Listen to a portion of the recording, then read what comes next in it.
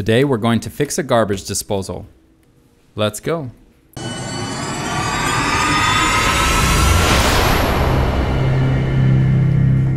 To start out, grab a bowl like this to catch the water. You'll want to place it directly beneath the disposal or the pipes. There's a few things we can do to troubleshoot. The motor is hot to the touch, and so I'm going to locate the reset button found directly underneath the motor. This is triggered when the motor overheats. I'm going to push to reset, then turn it back on. That didn't work, so I'm going to unplug it and try the second option. With the power killed, I'm going to turn on a stream of water and reach in and check for any solid or hard objects inside. I definitely couldn't feel anything, so I want to get this double-sided Allen wrench and locate the gear underneath so I can manually rotate the motor. I line it up and then simply rotate back and forth, or in a full rotation if possible. I don't feel anything blocking it, but there's something grinding in there. I'm gonna now turn the motor on again and see if that dislodged anything. That didn't work, so I'm gonna have to take it apart. This metal plate connects to the sink, and this runs out to the dishwasher. Disposals and dishwashers can work through a drainage system like this one. This black pipe connects to the sink, and together they run out to the external drain. It flows through the elbow joint and it extends out. Again, gray is dishwasher, black is drain. It's actually a pretty simple setup. It funnels in the water and it flows out to the main drain.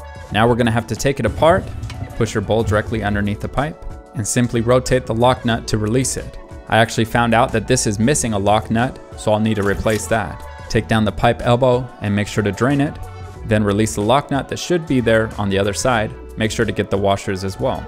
I'm gonna repeat the same process on the tailpiece pipe from the sink. Now, a word of caution, there can be some disgusting things in these pipes, so have some cleaning supplies ready. That thing may even be alive right there. Once I've disassembled the pipe, I'm ready now to take off the disposal. To do that, I get a screwdriver and put it into the latch and simply rotate it. The disposal will slide off the track, so be ready to catch it over the bowl. Now I'll try to drain any excess water out. You may even have some blockage in that black pipe, so try to remove that now if possible. With the disposal down, we'll take off the rubber cap and metal lock nut. It can be a little slippery, so you may even need gloves.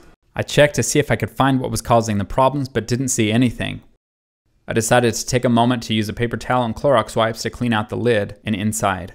Again, I couldn't see anything that was causing problems. Sometimes you'll find silverware, excess food, dish gnomes, or toys that get stuck in there.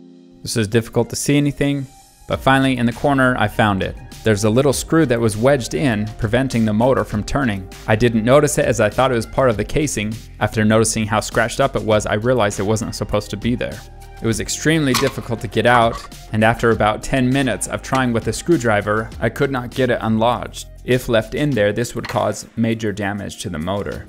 I finally came up with the idea of using needle nose pliers and was able to pull it out. I probably should have used these from the start, but that's okay. You can see how badly damaged this screw was before getting lodged into the motor. The threads are nearly stripped, and parts of it are almost unrecognizable as a screw. I'm not certain where it came from, so hopefully we don't find another piece. With that out, we can now put it back together. I put on the metal lock nut and slide on the rubber seal cap.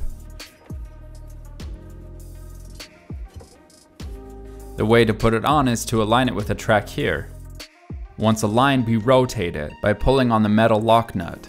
It will clamp down tighter the harder you pull, and will lock into place. Next, put the lock nut on the elbow pipe and seal it tight. Now we can test our work by turning on the water and making sure that there's no leaks. We're clear of any water, so now we can test the disposal. Plug it back in and we can flip the switch. And that's a win. Everything's running correctly. I tested a few more times and ran the dishwasher and had no problems. I hope this video was helpful. Thanks for watching.